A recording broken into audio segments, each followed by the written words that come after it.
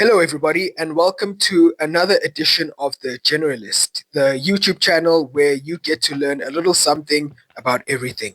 My name is Vuile, your host, and today we'll be talking about a World Cup topic. It's July. We just had the World Cup. Everybody did World Cup content. I think I should be given the privilege as well. And specifically, we'll be talking about football development.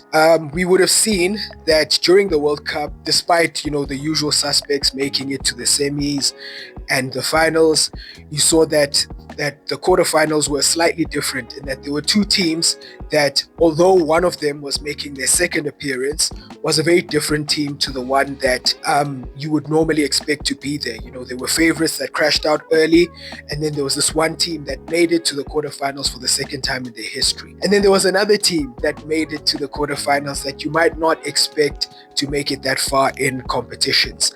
And today's video will basically delve into why these two teams made it as far as they did, because a lot of things just don't, as in life, happen in a vacuum. And there was a lot of things that happened behind the scenes in the last 15 years, I would say, that have created or has created the means, for these teams to be the successes that they have been. So without further ado, let us begin. The keen of you might have guessed that I was talking about Morocco and Norway. We'll start with Morocco though, because that's the more traditional path. And about 20 years ago, King Mohammed decided that he wanted Morocco to be a good sporting nation.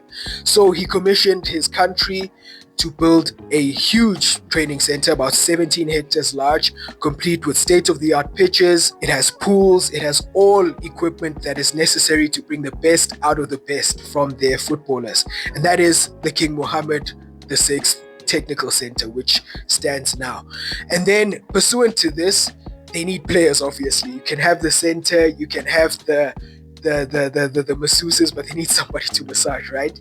So then they go on they hire coaches, firstly, let's start there, and they hire scouts, they hire all the necessary professionals then to train, the best. And once they have the staff, once they have the necessary manpower to build, great footballers, they go on a countrywide search, comb throughout the nation, where they unearth about 12,000 footballers. That's the initial number. And this number, from 12,000, they sift through, evaluate, and arrive at a number of about 37. And of those 37 players, about 5 of them have actually represented the national team.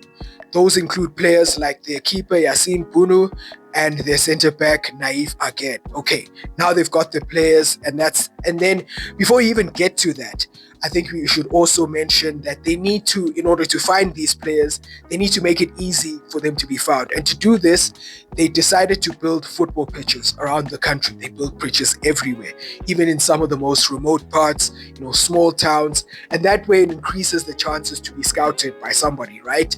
And in pursuit of that, they also make those pitches a lot more accessible to the general populace, again making it easy for those kids to be scouted. And so a combination of infrastructure that makes it easy for scouts to find kids, for kids to play football, to get better at football, to enjoy football, and the technical staff who have the expertise to find the best, creates 5 great players who can then go and perform at the world stage. But that's not all they did. There's also an administrative element. We all know, if you are African like me, I'm South African, you might have guessed by the jersey, we have a problem with footballing governance throughout the continent. People take money that was intended to go to building training centers. In fact, there's one in South Africa that lays in ruin now. We won't talk about that though. But there are also people who take the money that's intended to fund, trips to World Cups and uses them on services, we'll call it services, and fancy dinners. This actually happened. I really want you to go look at the Senegal World Cup disaster and you'll find out that I'm really not joking. But what I'm trying to say is that there are governance issues and administrative issues that are brought about by corruption on the African continent. And in order to minimize this, because it does affect the players, it does affect, scouting, it does affect finding the best players you can possibly find so that those players can compete with the likes of Spain, France, Argentina, the like. So what the king did is that he commissioned, Moroccan officials to really clean up, the Moroccan footballing pyramid. That includes cleaning up the leagues, cleaning up the league finances, cleaning up the Moroccan Football Federation's finances so that everything was above board and everything was administratively sound. And that meant that all the money that was flowing in was actually going towards development. And now you see that all of these things, they work together. The investment in terms of the actual money going into, these projects, the actual projects being built, the administrators and the administrative aspect that's been cleaned up to allow the money to be funneled through to the projects, finding the right staff that combed the country to find the best players, as well as, having the technical center and supporting the players to bring the best out of them.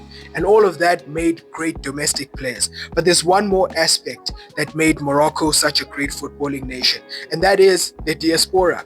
So if you don't know, Morocco has a lot of people living in other countries, specifically in European countries like France, the Netherlands, Spain, sometimes Italy, and the like. So what they did was they and many other countries petitioned FIFA to relax their eligibility rules, because initially, if you had played for a country at youth level, it would be very difficult for you to switch to another one. And so FIFA ended up agreeing to these lobby efforts, and allowed players to switch nationalities. And you'll find that Morocco at some point even fielded a whole starting lineup with players that were born outside of Morocco. And that even includes their youth sensation now, the 18-year-old Ayoub Bouadi, who had actually just 3 months before wearing Moroccan colors during the World Cup, and he had actually captained the French footballing side just 3 months ago, or 4 months ago now, at the time of recording, in March. And so again, you can't attract these players. They could have played for a France or a Spain, like Ashraf Hakimi and Brahim Diaz, for example. And you can't attract these players, you can't attract that caliber of diaspora talent unless, everything is above board. The way things are ran, the way things are administered, the facilities that they would be leaving behind in those European countries of their birth to represent a Morocco, because we know the African corruption footballing story. I mean, there are some serious horror stories. Like, for example, John Obi Mikel had actually said that he had to pay out of pocket sometimes to help Nigerian footballers to go and play. And oftentimes that's the difference between why a Kylian Mbappe decides to play for France instead of playing for the country of his father's origin, which is Cameroon, or his mother's origin, Algeria. Because sometimes everything is just so badly run that you don't want to expose yourself, because it'll hamper your career when you could go and play for another team that can actually platform you for success. And so Morocco did all of these things, and we now see the fruits of the investment, which continues, by the way, because if you didn't know, Morocco is also becoming a major phosphate producer because of geopolitical reasons that we might delve into in a future video. Don't remind me, because I might forget. But they've become a significant phosphates producer. Phosphates, for those who don't know, are necessary for fertilizer, and which is used in commercial farming. So because of geopolitics, they become a major producer, and a lot of that money is actually also being funneled to continue producing this success, so that they don't become so dependent on diaspora players that they neglect, locally scouted and locally built players. And so all of that makes, Morocco a country that went from 67th in 2009 in the beginning of this process to 6th at the time of recording. And it shows that, when a country decides to clean up their act and invest heavily in youth, even if they don't create players. Not everybody gets to be a footballer. We know that the King Mohammed VI Footballing Academy, which is based at the Technical Center, actually has a school and accommodation facilities, because obviously many players, as we know, come from poorer backgrounds, and those players are given an education and a much better start in life than they otherwise would have gotten had they not been scouted. So again, I should also mention that the school actually has a 100% pass rate. So it really does set these kids up for success. And that's how Morocco has become the footballing powerhouse that it has been, from 67 to 6, through cleaning up administratively, through decisions made by the government led by their ruler, the king, and through investing in facilities throughout the country and in their technical center, and investing in the kids. So, Norway, what is different about the Norwegian path from many other traditional paths? Because I did say earlier that Morocco charted a traditional path. Norway's path is not as traditional as you might think it is. In fact, it goes against many of the tenets that you might deem are necessary to create success, like competition early on and all of that. Let's get into it. What did Norway do to become a footballing success? The first thing they did is that you have to zoom out a bit and go to sports in general, because Norway hasn't just become good at football, but they've become a very dominant power, relatively speaking, because Norway has a population of about 5 to 7 million people. Don't quote me on that, you can correct me in the comments, but which is about the size of the Johannesburg metropolitan area. I'm speaking from a South African's perspective, guys. But anyway, in 2007, the Norwegian government decided that they want children to enjoy sports, because they can see that sports is a vehicle, that can create fulfillment in a child's life. They can have fun, they can enjoy themselves, they can be free in a sporting environment, and it could prevent the wrong things. I think we all know of the stories where a boxer or somebody, had taken up a sport as a child, and it helped them to avoid the wrong crowds and that sort of thing. So they created what we now know as the sporting rights. There's about 8 of them, and they include, they are basically principles that include how, sports should be approached in the country. One of the ways that they do this is that they encourage kids to take as many sports as possible, to try out as many sports as possible. Another key pillar of these 8 is that parents should not pressure children into a particular sport early on. So, we know of how, Tiger Woods was effectively told he was going to be a golfer, he was going to play golf, and that's it. And the negative effects that might have had on other kids who were child prodigies that were forced into a particular sport. So the Norwegian government does the opposite thing. In fact, it mandates parents to take kids to different sports, but it also creates another element that children don't feel the pressure to be good at sports. That they are allowed to be bad, they're allowed to make mistakes, and that they're allowed to learn from their mistakes and decide whether they want to do sports or not. And so another thing that I almost forgot to mention is that they are also not encouraged to introduce competition at a young age. For example, there are no scores throughout the sport until a child is about 13 years old. And there are also no national competitions until that age as well, and no regional competition until they're about 11 years old. And so again, you stay local, you play without, league scores, if we relate it to a footballing sense, without scores in general. Again, a lot of the times, boomers and Gen Xers will tell us, the problem with these new generations is that they want to hand out participation trophies to everybody, and Norway's done it, and they're a sporting powerhouse. So it shows that there's more than one way to skin a cat, right? And again, it filters into the footballers they create. Erling Haaland, who we all know, didn't actually decide to become a footballer until he was 14 years old. And that's the child of a footballer. He comes from a sporting family, and it's the same with many other kids. When he was a child, actually, he had participated in handball, golf, and I believe skiing was some of the things that he had chosen. He was a really good handball player, apparently, and he had decided only to become a footballer at 14 years old.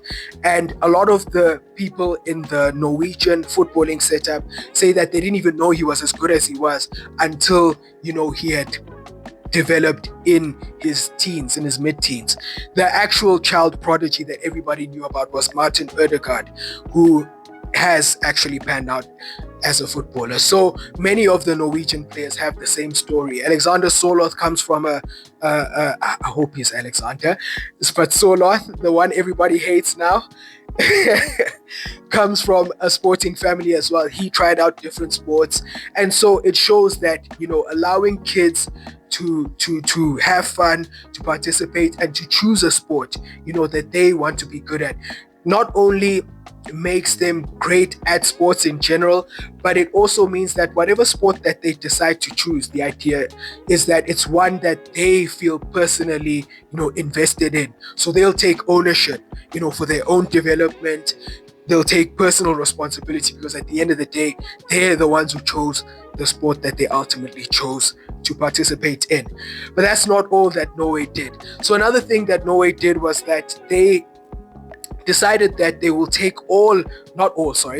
they take a significant chunk of lottery winnings, about 4 billion kroner, for those of you who wanted to know the exact numbers, about $400 million, give or take, to invest in sports, allowing kids who might not have the money to, go to swimming, buy a set of skis, play tennis, play all of these sports. It gives kids the ability, to not have the financial pressure, to produce at different, sports, or the pressure on their parents, that a parent can have a kid try a sport without worrying about the cost thereof. Therefore, any prodigy that might be good at a sport will actually be given the opportunity to be so, because money is not a factor. So that's another thing. All of this money is pumped into, sporting development. And then another thing is that their talent program is not centralized, like I had explained earlier during the video with the King Mohammed setup. Theirs is actually quite decentralized. Yes, they had hired about 20 different full-time national youth coaches, but there are about another 700 coaches that the Norwegian Footballing Federation had decided to hire part-time. A lot of them being parents, who have volunteered their time to teach kids, to train kids, to coach kids into, and then they're obviously scouted by the national team setup or scouted by their local clubs, a combination of those. And so then what the Norwegian Footballing Federation would do is that they'll go around the country to ensure that the standards are all the same, to make sure everybody's teaching the same things, and to ensure that those 8 pillars that I mentioned at the beginning of the Norwegian segment are being implemented by all of those, voluntary and part-time coaches. A very different model, but you see that again, it produced not only a country that has enough footballers or enough quality in terms of footballers that's punching well above its weight. Remember, Norway has the population of some of a metropolitan area in some of the biggest cities in the world, but they're able to punch well above their weight in terms of talent and sporting success, because again, they took the opportunity at state level to invest in children, made it more accessible for those kids, and not forcing them to specialize or to become really good at one particular sport too soon. So it doesn't create the pressure early on, because we know that sometimes those child prodigies can check out earlier on, a big dropout rate. So you might even miss out on a talent because you told them at 6 or 7 he must be a footballer, he must sacrifice everything, at 6 or 7 or 8 years old, which works for some people. But we might find that for other kids, that might not be the best way to produce the best out of that kid. That giving him an opportunity, not too much pressure too soon to become great, can work for them as well. And that's it for today, guys. You see that there are more than one way to skin a cat, and there's more than one way to become great at a particular sport. And I think for me personally, I really like the Norwegian model because it encourages inclusiveness, encourages participation, it encourages children to be free, and I think that's what we all want. We don't want a child scrolling through their phones for hours on end. I think in my country, South Africa, about our social media usage is about 7 hours, which is a lot. 7 hours on the phone. But again, it starts because people were not given, hobbies and things to do besides, scroll on their phones. And what Norway does not only creates great sportsmen, we see that they dominate now, relative, they punch or pound for pound, they are a dominant sporting nation. They win medals in Olympics, the Winter Olympics, they did quite well. They produce great footballers, they produce people in different sports because they've made sports something fun for people to, kids will keep that in mind, even if they don't become a Soloth or Erling Haaland or a great skier or a great tennis player or a great whatever sport you might want to name. And so I think that's a great model. And I hope you've learned something today. Don't forget to like, share, and subscribe. We'll be here. I know I've been gone for a while. I make a tentative promise to be here on a weekly basis once again. And also, don't forget to like, share, and subscribe. If I haven't said that already, I think I might have. But yeah, we're back, man. We're back. So there might be a little bit of teething problems, like me repeating myself. But comment, man. I want you to interact so that other people can see it, so that other people can learn a little something about everything. And once again, I am Vuile Kabuza, your host. This has been The Generalist, your favorite channel where you get to learn a little bit of something about everything. Until next time, good night and goodbye, or good day if you watch this during the day. But bye anyway. Bye.